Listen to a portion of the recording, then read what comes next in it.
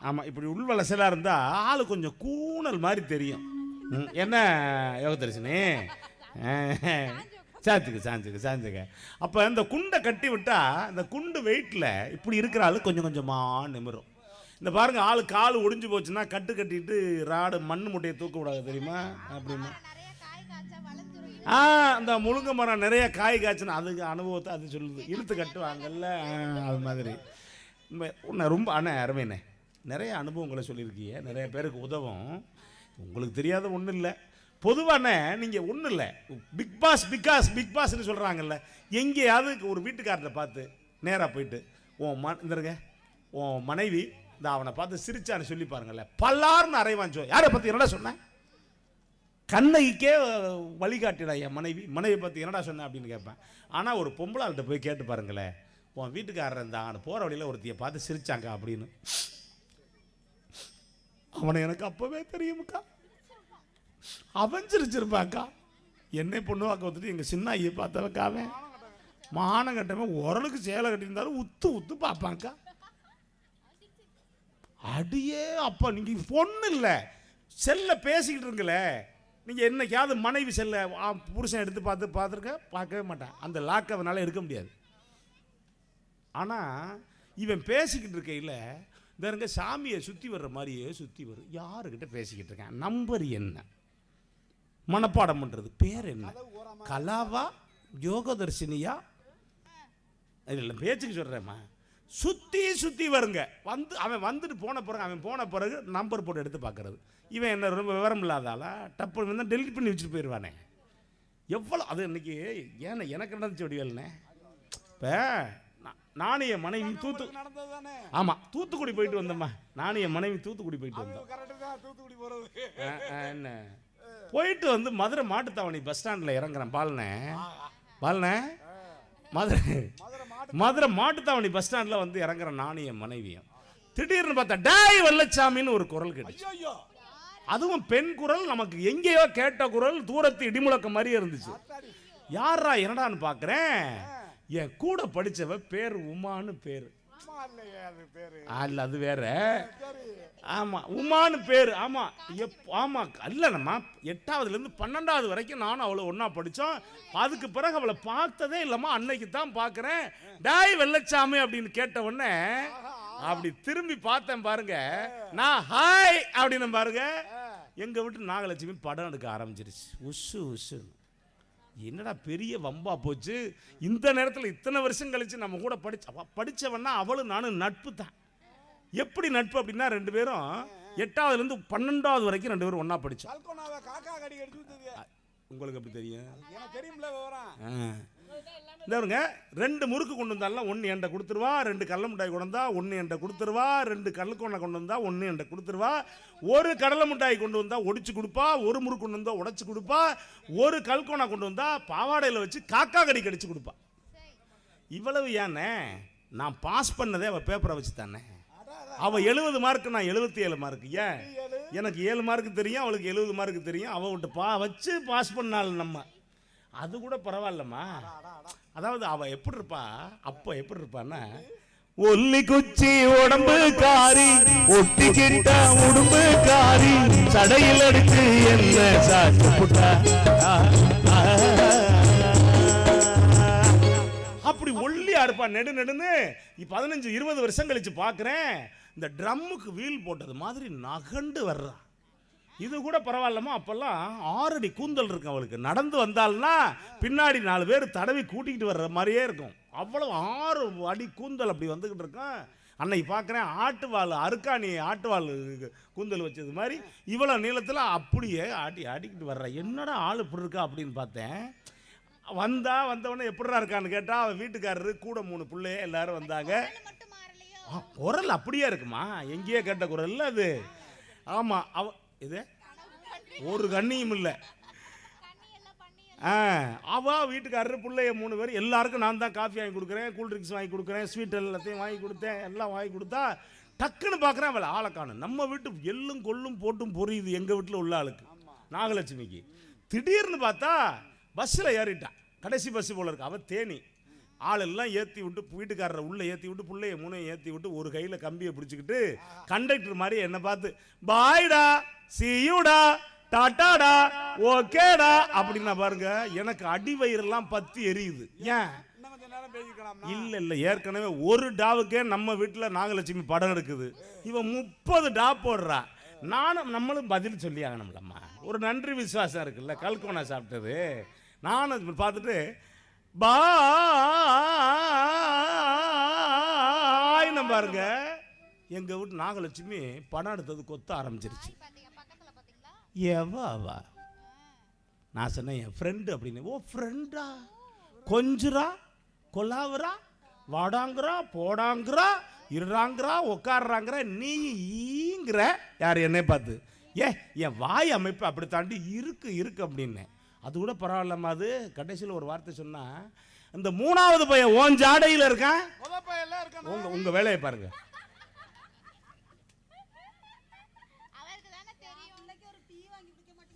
உன் வேலையை பாருமா, நீ எல்லாம் கண்ணு காது மூக்கு வச்சு பேசாத, உள்ளது பேசுறாலே தாங்க முடியல. என்ன பாடு, எவ்வளவு பிரச்சனை தெரியுமா? நீங்க உண்மையில மனைவி சந்தேகப்படாத ஒரு ஆம்பளைய சொல்லி பாருங்க பாப்போம்.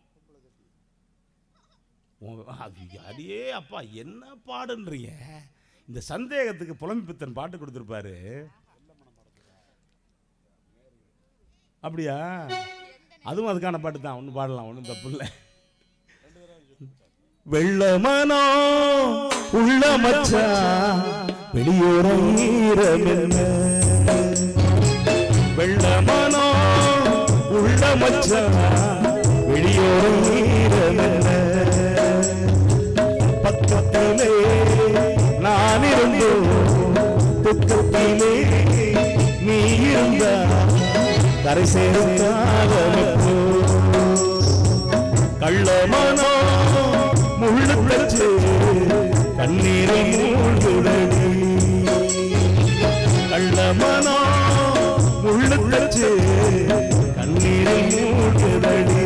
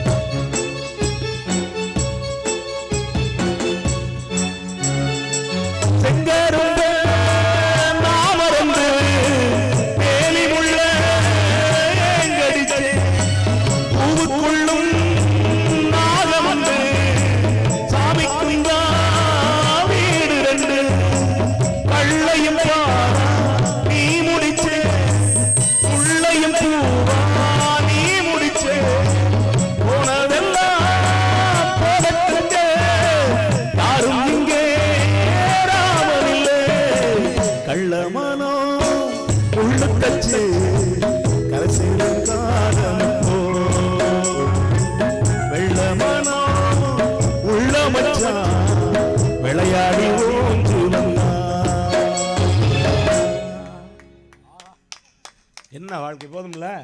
சரி, இல்லை இல்லை, குடும்பத்தின் பிக் பாஸ் மனைவியே என்று வாதிடுவதற்காக வாங்க வெண்மணி சிந்து வருகிறார். கைதட்டி உற்சாகப்படுத்தலாம். ஆமா ஆமா.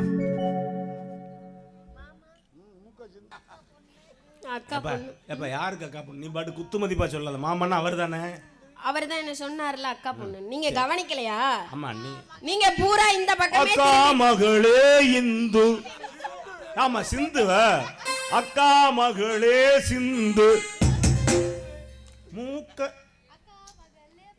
இல்ல இல்ல. நடுவர் அவர்களே, மாமாவை எடுத்து பேசுறது நினைச்சா எனக்கே கொஞ்சம் பாவமா தான் இருக்கு. உன்னைய பார்க்கல அவருக்கு பாவமா இருக்கு. ஆனா 2 பேரும் நீ அவர் அக்கா மகங்கிறது உத்தரவாதம். எப்படி? ஏன் 2 பேரும் ஆளு கலரு சைஸ் ஒரே அமைப்பு தான். ஒரே குடும்பம்னா அப்படிதான் இருக்கும். அக்கா மகளே சிந்து.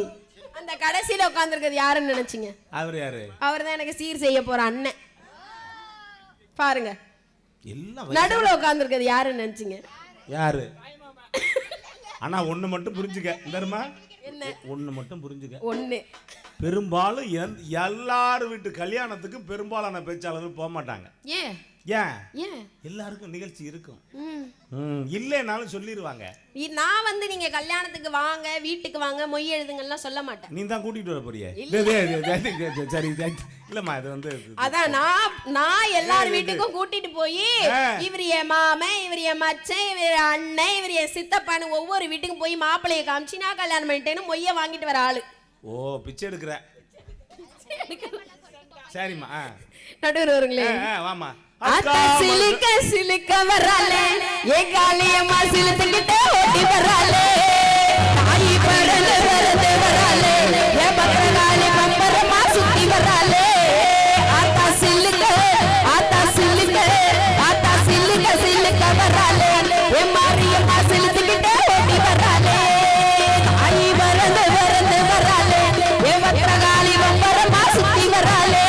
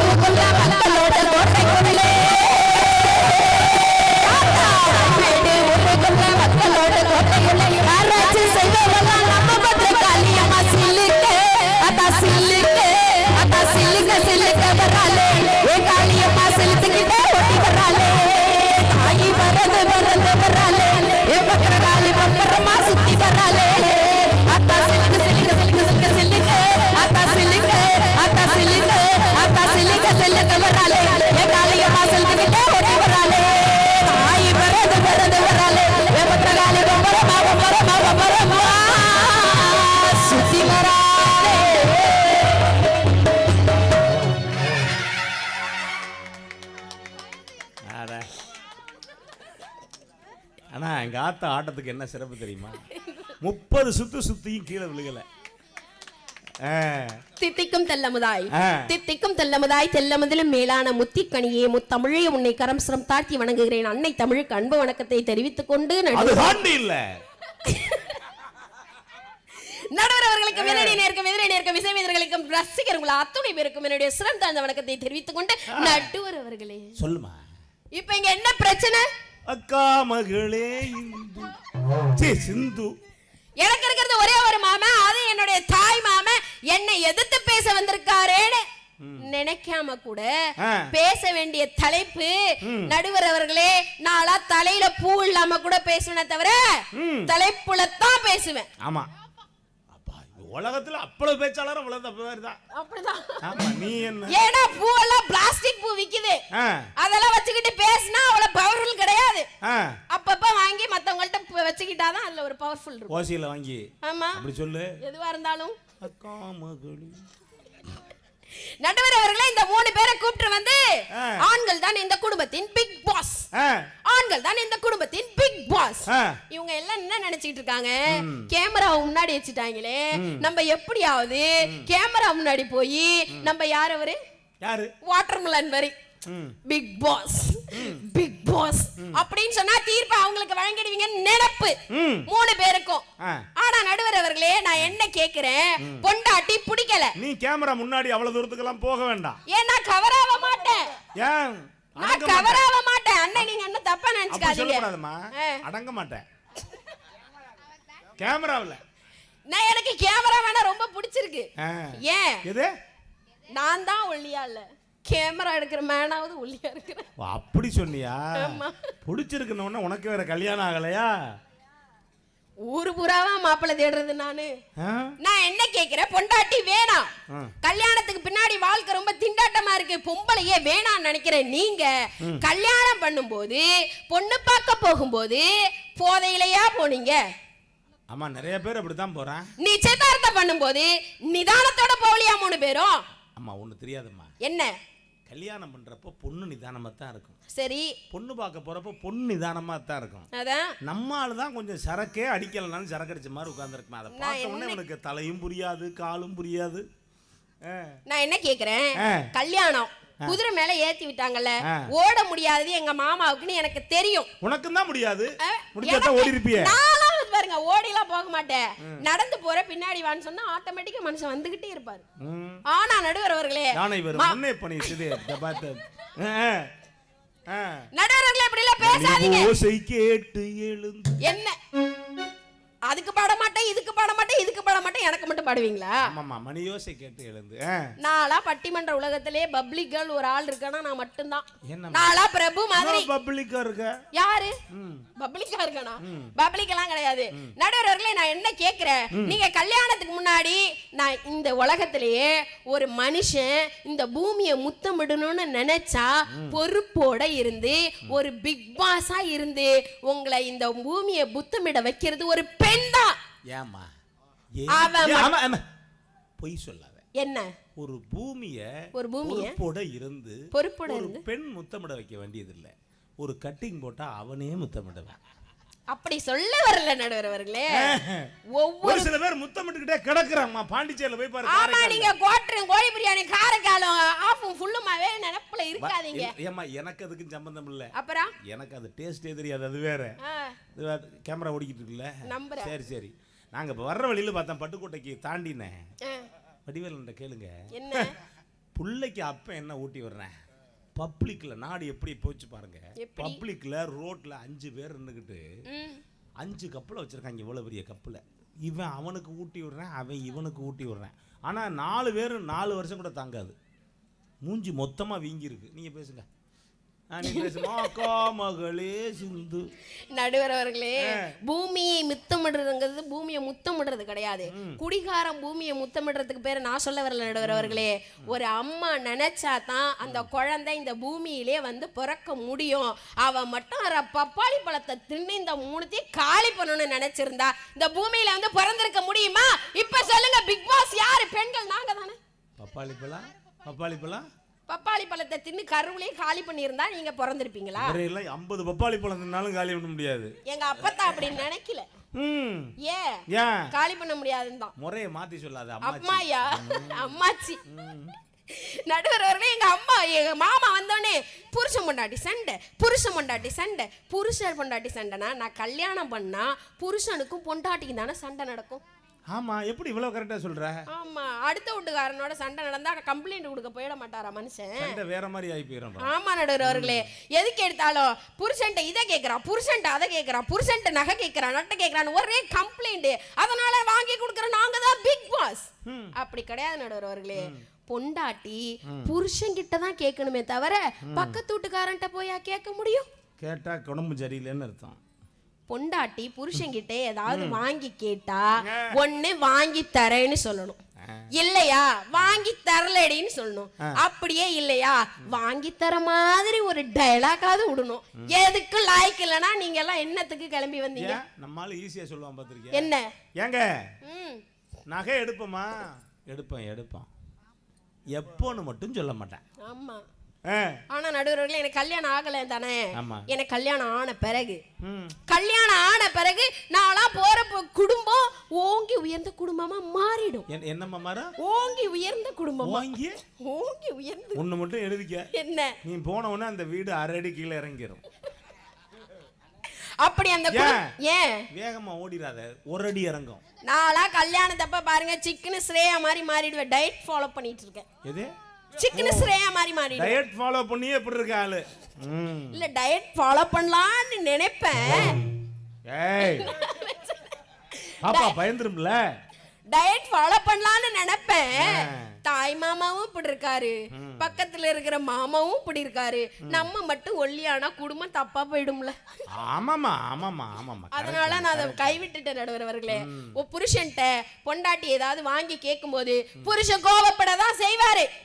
சீ, எப்ப பாரு அதை கேட்கிறேன் இதை கேட்கிறேன் என்கிட்ட வந்து ஏன் புருஷன் கேட்டாருன்னு வச்சுக்கோங்களேன். இப்ப என்ன உனக்கு பிரச்சனை? வாங்கி தரலன்னா என்ன, வாங்கி தரேன்னு சொல்லு, அதை நினைச்சு நான் ஆறுதல் அடைஞ்சுக்கிறேன்னு சொல்லி புருஷனை சமாளிச்சு அப்படியே நடந்து போற புருஷனை யோ மச்சான் நில்லியான குடுகுடுன்னு ஓடி பின்னாடி போய் நின்னுட்டு பொடி நடையா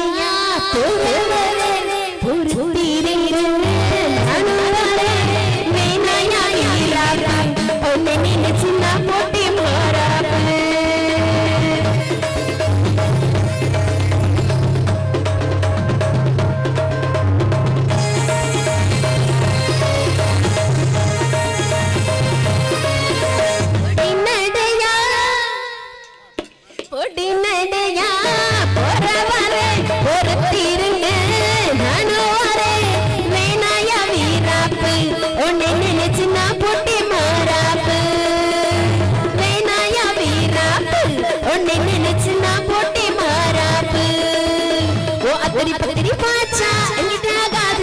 ஒரு மஞ்சள் கட்டி மீச்சா எங்கே போகாது, நடையா போற வரே பொறுத்து இருங்க நானும் வரேன்.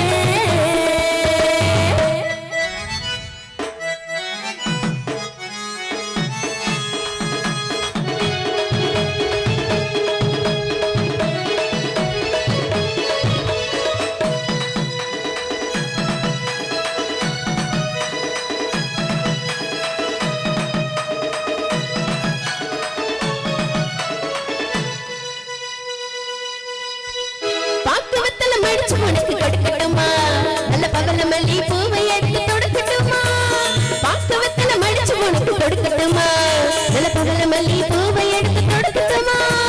ஒன்னெல்லாம் புள்ளி வச்சே ஊருக்கே சொல்லி வச்சே, ஒன்னெல்லாம் புள்ளி வச்சே ஊருக்கே சொல்லி வச்சே.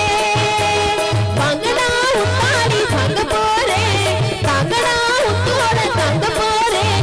ஒருத்தம்மையா மனசில் என்ன வருத்தம்மையா, பொடி நடையா போற வரேன் பொறுத்திருங்க நானும் வரேன். வேணாய வீராப்பு உன்னை நினைச்சு நான் பொட்டி மாறாப்பு, வேணாய வீராப்பு உன்னை நினைச்சு நான் பொட்டி மாறாப்பு. இப்படி புருஷனை சமாளிக்க தெரிஞ்ச நாங்க குடும்பத்தோட பிக் பாஸா இல்லையா? அருமைமா, நீ பொதுவாகவே பிக் பாஸ் தான். ஆமா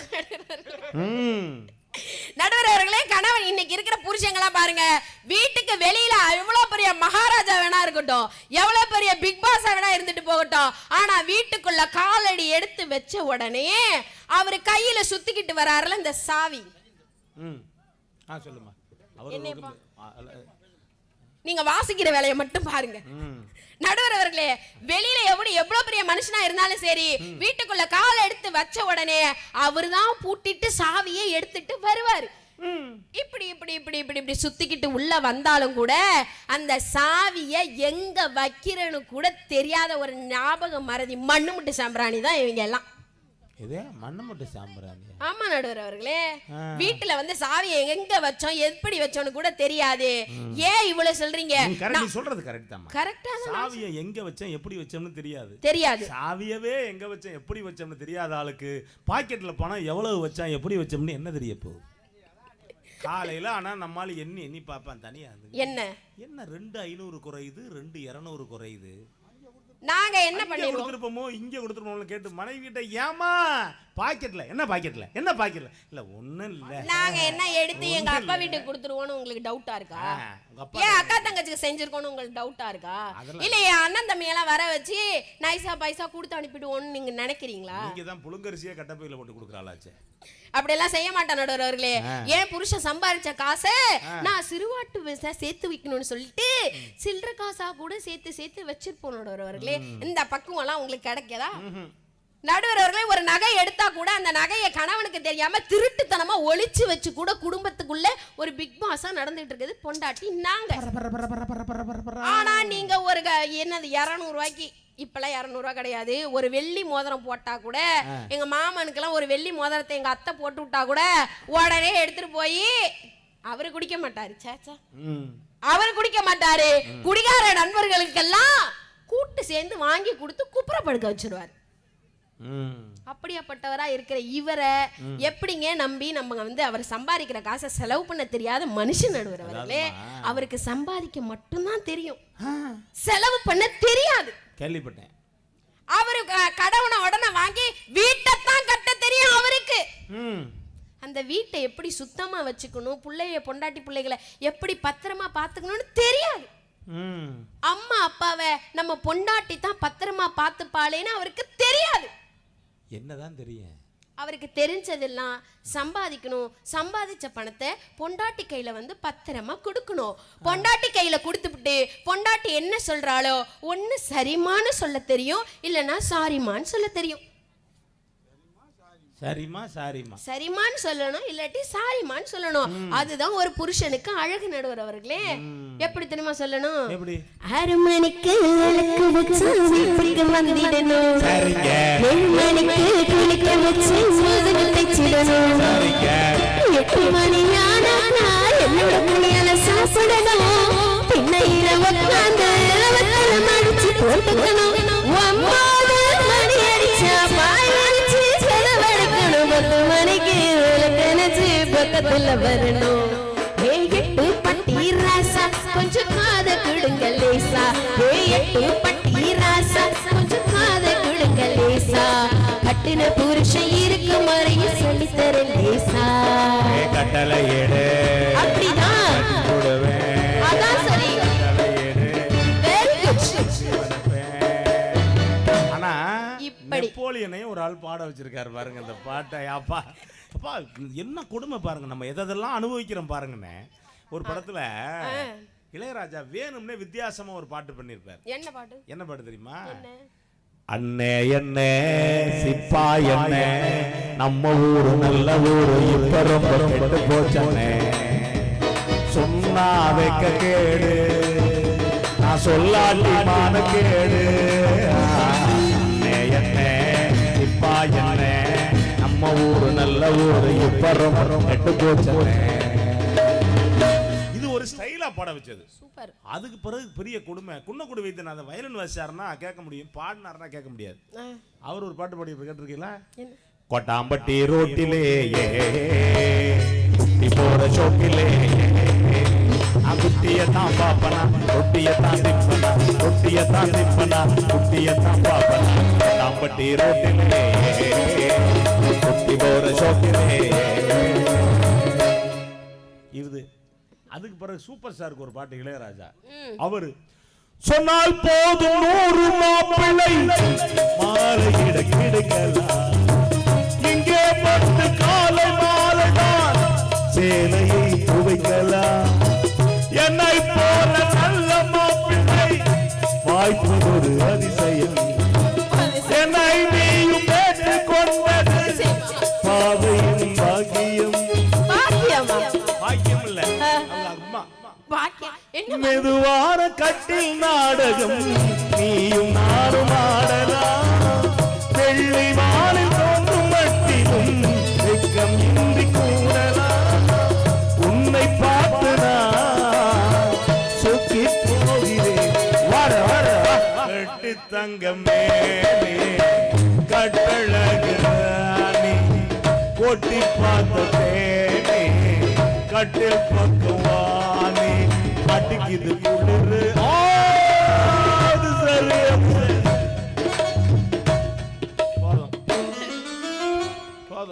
அவர் சும்மாவே வாசி வாசின்னு வாசிக்கிறாரு. அதுக்கடுத்தா நம்ம பார்த்தாங்க இவ்வளவு பேர் பாடும்போது நிப்போலியம் பாடி இசை மயமாகட்டும் தான். அதுக்கு பிறகுதான் கட்டளை எடு. ஏங்க நான் எவ்வளவு தத்ரூபமான பாட்டை சொல்லி கொடுத்தேன். புருஷன் பொண்டாட்டி புருஷங்களுக்கு என்ன சொல்லி கொடுக்கணுமோ அவங்க சொன்ன பேச்செல்லாம் கேட்டு நடந்தா வாழ்க்கை ரொம்ப சந்தோஷமா இருக்கும். எங்கேயும் பிக்கல் அப்படி இருக்கணும். அப்படிதான் அக்கா மகளே இந்து சிந்து நடுவர் அவர்களே, நான் என்ன சொல்ல வரேன், பெண்கள் எப்பவுமே வந்து ரொம்பவே மோசமானவங்கன்னு சொல்றீங்க. ஆனா அப்படி கிடையாது நடுவர் அவர்களே.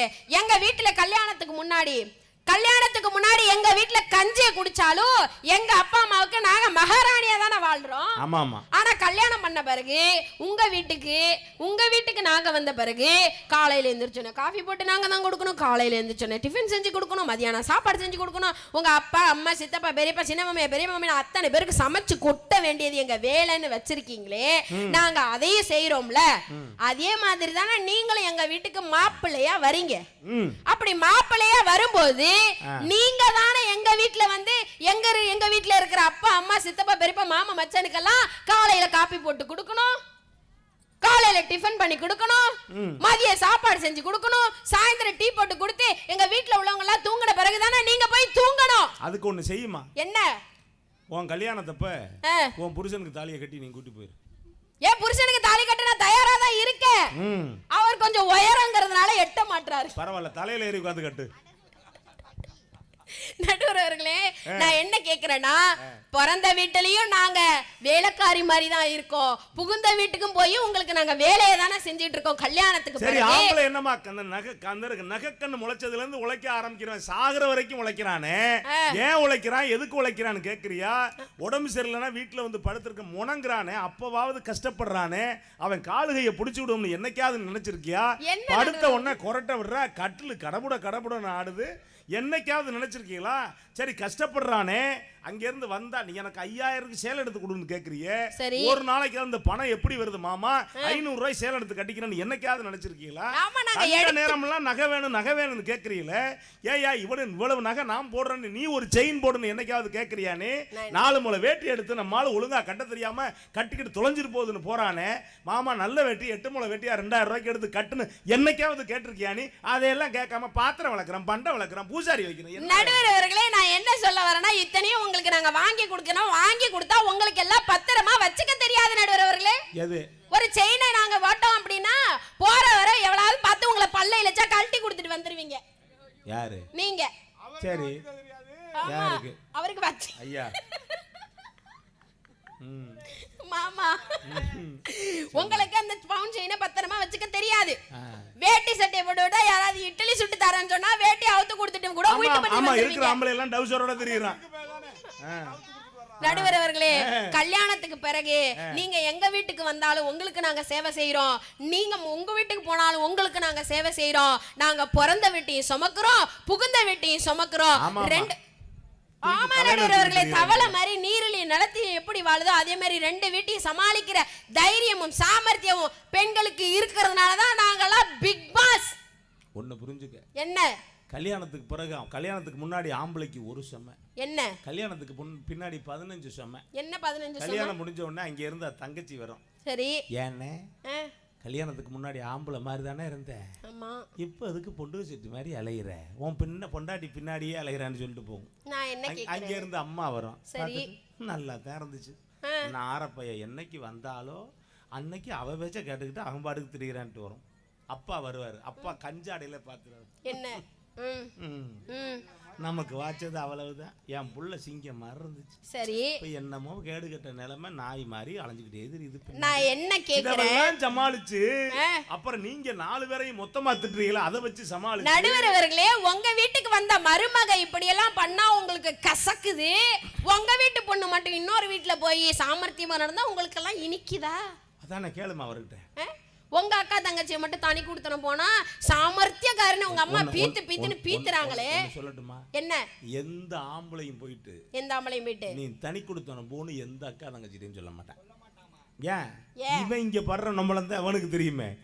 நீங்க உங்க வேலை அது. போனா தந்தா ஒண்ணு சொன்னிச்சு பாரு, 5 ரேஷன் கார்டு, 1 குவிண்டால் அரிசி, 25,000. நடுவர் அவர்களே, நீங்க இப்படி எல்லாம் சொல்லாதீங்க. நாங்களாம் புருஷனை எப்படி திரும்ப கவனிச்சுக்கிறோம். நடுவர் அவர்களே, நாங்க எப்படி இருப்போம் தெரியுமா? எப்படி இருப்பீங்க? மாங்கொழுந்தே பூங்கரும்பே மாறி கொழுந்து நாத்தே தாங்கி கடி நடுவு கடி தாழ பூங்காத்தே. மாங்கொழுந்தே பூங்கரும்பே மாறி கொழுந்து நாத்தே தாங்கி கடி நடுவு கடி தாழ பூங்காத்தே. பத்தங்கரமுள்ள அங்க இங்க துள்ளிக்கிட்டு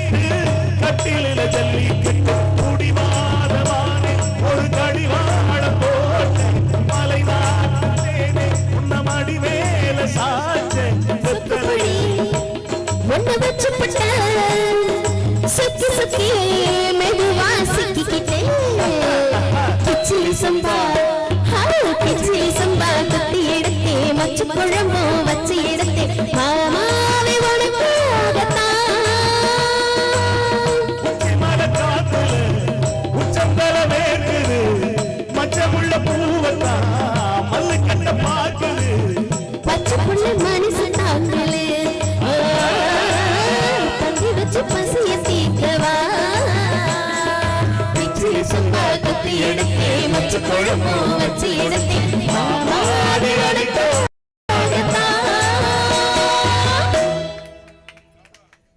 புருஷன் மண்டாட்டினா இந்த மாதிரி சமாதானப்படுத்தணும், சாப்பாடு போடணும், பொங்கி வச்சா டேஸ்ட் இருக்கோ இல்லையோ, சமைச்சு வச்சது நம்ம பொண்டாட்டி தானே, ஒண்ணுமே சொல்லாம திங்க கத்துக்கிட்டு குடும்பத்துல பொண்டாட்டியோட சேர்ந்து வாழ்ந்தா உங்க வாழ்க்கை உருப்படும். என்னைக்கு நம்மால சொன்னேன் சொல்லிட்டு அடுத்த நாளைக்கு தான் ஜோறு கிடைக்காது. அவ்வளவு பேர் என்னைக்கு கல்யாணம் பண்ண அன்னையிலேருந்து நாக்க புடுங்கி கீழே போட்டுவிட்டு தானே சாப்பிட்டுக்கிட்டு இருக்கோம். அப்படி எல்லாம் சொல்லாதீங்க நடுவர் அவர்களே.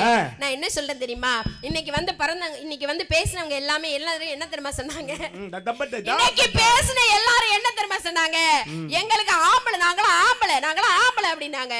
இந்த சாமி கிட்ட போய் எனக்கு வரம் வேணும் ஒரு குழந்தைன்னு கேட்டா, வரம் கேட்டு பிறந்தா அது ஆம்பளை பிள்ளை, அந்த சாமியே வரமா வந்து பிறந்தா அதுதான் பொம்பளை பிள்ளை. நடுவர் அவர்களே, ஒரு பொம்பளை புள்ள வீட்ல இருக்கு அப்படினாலே உங்க வாழ்க்கை எவ்வளவு சந்தோஷமா இருக்கு தெரியுமா?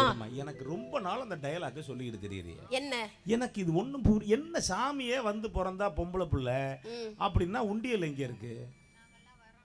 நீங்க எல்லாம் வர்றோம். ஆமா, ஆம்பளை பிள்ளை எல்லாம் நடுவர் அவர்களே, சாமி என்னைக்கு வந்து கேட்டிருக்கு உண்டியல்ல காசை போடு எனக்கு அப்பதான் நான் வந்து உனக்கு வரம் கொடுப்பேனே, எந்த சாமியாவது உங்ககிட்ட வந்து சொன்னிச்சா? சொல்லாத நடுவர் அவர்களே. நீங்க வேலை முடிஞ்சு வீட்டுக்கு போயினோடனே, ஏன் தெரியுமா வரம்னு சொல்றேன் பொம்பளை பிள்ளைய, வேலை முடிஞ்சு ஒவ்வொரு அப்பாவும் வீட்டுக்கு போன பிறகு அங்க ஒரு ஆண் குழந்தை இருந்தானா ஆம்பளை பிள்ளை இருந்தா என்ன தெரியுமா செய்வான், அப்பா வந்துட்டாருங்கிற இன்ஃபர்மேஷனை மட்டும்தான் அம்மா கிட்ட சொல்லுவான். ஆனா அதே இடத்துல ஒரு பொம்பளை பிள்ளை இருந்ததுன்னா தண்ணி சொம்போடையும் துண்டோடையும், அப்பா எப்ப வந்தீங்க, எப்படி வந்தீங்க, நீங்க போன விஷயம் எப்படி ஆயிட்டுன்னு உங்களை கனிவோடையும் பாசத்தோடையும் அரவணைக்கிற அன்பு அந்த பொம்பளை பிள்ளைகிட்ட இருந்து தான் உங்களுக்கு கிடைக்கும். அதனால தான் பொம்பளை பிள்ளை அன்னைக்கு தான் அரவணைக்கும். ஆனா அப்பாவுக்கு முடியல வைக்கலன்னா உடனே கார் எடுத்தா எந்த ஆஸ்பத்திரிக்கு கொண்டு போகணும், என்ன சேர்க்கணும், என்ன பண்ணணும் எல்லாம் கேட்கறது ஆம்பளை பிள்ளை தான். இப்படி எல்லாம் சொல்லாதீங்க நடுவர். பொம்பளை பிள்ளைகிட்ட கேட்டு பாரு, மஞ்சள் பத்து போட்டா சரியா போயிருங்க, சம்பந்தம் இல்லாததுக்கு. எந்த காலத்துல இருக்கீங்க நடுவர் அவர்களே? பொம்பளை பிள்ளைங்கெல்லாம் இன்னைக்கு எவ்வளவு வேலையை செஞ்சிட்டு இருக்காங்க. ஆம்பளை பிள்ளை இல்லாத வீடு தான் இன்னைக்கு சந்தோஷமாவே இருக்கு. ஆகவே நடுவர் அவர்களே, இன்னைக்கு ஒரே ஒரு விஷயம் மட்டும் சொல்றேன். வெளிநாட்டுல இருக்கிற மாப்பிள்ளையை கல்யாணம் பண்ணிக்கிட்டா நாங்க ரொம்ப சந்தோஷமா இருக்கோம்னு சொல்லிட்டு எல்லா பெண் பிள்ளைகளும் சந்தோஷமா கல்யாணம் பண்ணி போறாங்க. ஏன் தெரியுமா? வெளிநாட்டுல போற ஒவ்வொரு ஆண்மகனும் எந்த தைரியத்துல தெரியுமா போறாரு, தான் பொண்டாட்டியும் தான் அம்மாவும் தான் குடும்பத்துல இருக்காங்க, அவங்கதான் நம்ம குடும்பத்தோட பிக் பாஸ், அவங்க எல்லாத்தையுமே பார்த்துப்பாங்கன்ற தைரியத்துல தான் அவங்க எல்லாம் வெளிநாடு போறாங்க. நடுவர் அவர்களே, உங்க குடும்பத்துக்காக உங்க அம்மா விட்டு கொடுத்து போறாங்க, ஒரு பெரிய விஷயம் கிடையாது. ஆனா எங்கோ பிறந்து எங்கோ வளர்ந்து எங்கோ உறவாடி எங்கோ விளையாடி போற உங்களுடைய மனைவி உங்களுக்காக விட்டு கொடுத்து வர்றது மட்டும் இல்லாம, நீங்க வெளிநாடு போயிருக்கன்னு தெரிஞ்சாலும் கூட அவ வாழ்க்கையே வித்துட்டு உங்களுக்காக காத்துட்டு இருக்காள. நடுவர் அவர்களே, அப்படியாப்பட்ட பெண்கள் கிடைச்சா நீங்க வாழ்க்கையில வரமா வச்சு தான் கொண்டாடணும். அந்த பெண்கள் தான் உங்க வீட்டோட பிக் பாஸ்ன்னு சொல்ற. 100 ஆண்டு காலம் நம்ம புகழ் வாழணும், ஏ ஆசை ராசா நீங்க என்னையாளணும்,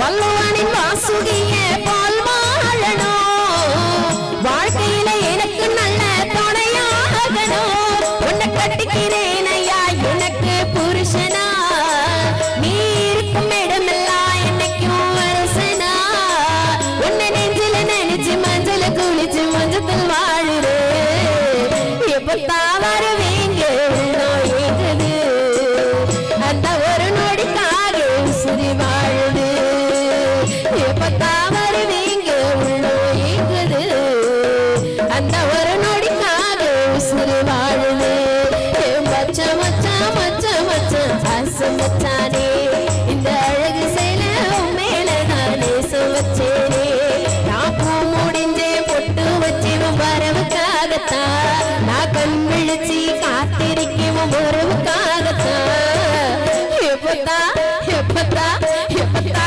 வருவீங்க உள்ளோ ஏகுது, அந்த ஒரு நொடிக்காக உசுறு வாழுது, வாங்கி தந்த மல்லிகைப்பூ காணாமத்தான் கண்டதம்மா புல்லரிப்பூ, ஆசை தோண்டி அதை மறந்து பார்க்க தோணும், மாரியம்மா பேச்சியம்மா சேர்ந்து புரியடி, என் மாமனுக்கு சேரு சொல்லி பாட்டு சொல்லியடி, என் ஆசை மச்சா என் ஆசை மச்சா